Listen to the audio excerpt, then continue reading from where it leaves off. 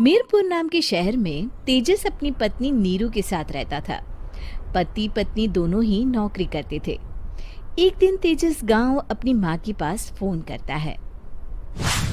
Hello, प्रणाम माँ। जीते रहो माँ, तुम दादी बनने वाली हो हैं? अरे वाह, ठीक है बेटा, मैं कल ही आती हूँ। जब माँ जी शहर पहुंची तो बेटे बहू ने बहुत अच्छे से स्वागत किया। लीजिए माँ जी, चाय। अरे गर्मा गर्म पकोड़े ले आओ माँ के लिए। नीरू रसोई में गई और 2 मिनट में ही पकोड़े ले आई। जी ये लीजिए। बहू जादू से बनाए हैं क्या? अभी तो रसोई में गई थी। यम्मी। माँ जी, शीला रसोई में पकोड़े तल रही है, मैं बस लेकर आई। हे भगवान, मेरा धर्म भ्रष्ट कर दिया तूने। अब तो गंगा जल से शुद्धिकरण करना होगा। दूसरे दिन, माँ जी मैंने नाश्ता बना दिया है, ऑफिस जा रही हूँ। पर अभी तो घर का सारा काम पड़ा है। शीला आती ही होगी, झाड़ू पोछा बर्तन कपड़े वो सब कर लेगी। हमारे जमाने में घर का सारा काम हम ही करते थे। जी माँ जी, आप बहुत होशियार हैं, मैं घर ऑफिस दोनों नहीं संभाल पाती। तो जरूरत क्या है घर से बाहर जाकर चाकरी करने की? वैसे भी घर का काम खुद करने से घर में बरकत आती है, समझी? पर माँ जी। पर वर कुछ नहीं, इस महीने की पगार मिले फिर ऑफिस बंद है। हाँ। रात को नीरू तेजस से कहती है, सुनिए जी, माँ जी बोल रही थी कि मैं नौकरी छोड़ दूं। वैसे ठीक ही तो है, अभी तुम्हें आराम की जरूरत है। फिर भी आराम कहाँ, शीला को छुड़ाने के लिए बोल रही थी। तो अब 24 घंटे में इतना काम तो कर ही सकती हो। पर जॉब पसंद है मुझे, घर पर मन नहीं लगेगा। अगले दिन जब दोनों ऑफिस के लिए निकल रहे थे, मेरी तो कोई कीमत ही नहीं है इस घर में। माँ जी, आजकल महंगाई बहुत है, रहन सहन भी बदल गया है, दोनों नौकरी करते हैं तभी ठीक रहता है। अच्छा, तू कहना क्या चाहती है? मेरा बेटा तुझे बिठा के खिला नहीं सकता? तू ही इस घर का खर्च चला रही है, हैं? नहीं माँ जी, मेरा वो मतलब नहीं था।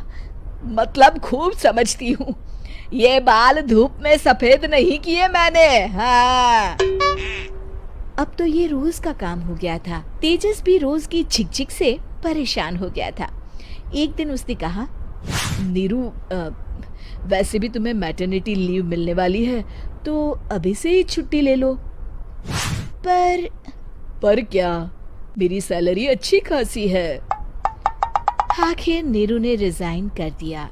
जब बच्चा हुआ तो घर में सब बहुत खुश हुए। कुछ दिनों बाद तेजस फाइल देख रहा था। क्या हुआ तेजस, कुछ परेशान लग रहे हो? हाँ, वो हमारी जितनी सेविंग्स थी वो तो हॉस्पिटल में और छठी के फंक्शन में खत्म हो गई है नीरू। और अभी वैसे मंदी चल रही है तो मैं बोल रही थी कल मुन्ना को हेपेटाइटिस का टीका लगवाना है। नीरू, क्या पोस्टपोन नहीं कर सकते? नहीं जी, बिल्कुल नहीं। अब तेजस को समझ में आ रहा था कि उससे गलती हुई है। पैसों की कमी का असर घर के माहौल पर भी पड़ रहा था। अगले दिन, बेटा मेरा चश्मा और ये दवाइयाँ ले आना, पर्चा देते हुए माँ जी ने कहा। जी। तेजस, मुन्ना के लिए दूध का डिब्बा और डायपर भी ले आना, और ये किराने के सामान की लिस्ट है, इसे भी लाना है। तेजस गुस्से में लिस्ट मरोड़कर फेंकता है और चिल्लाता है, पैसे क्या पेड़ पर उगते हैं? ये ले आना, वो ले आना। अरे पर ये जरूरत का सामान ही है। वो गुस्से में बिना कुछ कहे ऑफिस चला गया। अरे अरे लंच तो ले जाइए। नीरू दौड़कर डिब्बा पकड़ाती है। एक दिन खाना खाने के बाद, नीरू, अब तो मुन्ना कुछ बड़ा हो गया, तो अब तुम वापस ज्वाइन कर लो ना जॉब। पर इस रिसेशन में जॉब मिलना बहुत मुश्किल है। ट्राई तो करो। फिर मुन्ना, माँ जी है ना, और एक फुल टाइम मेड भी लगा लेंगे। पर माँ जी, उन्हें तो पसंद नहीं। तभी माँ जी वहाँ आ जाती है और प्यार से नीरू के सर पर हाथ फेरते हुए बोलती है, अब मेरी समझ में आ गया बहू, पहले के और अब के समय में अंतर है। तुम काम शुरू करो, मुन्ना की जिम्मेदारी मेरी। मेरी प्यारी माँ जी, ये कहकर नीरू उनके गले लग गई।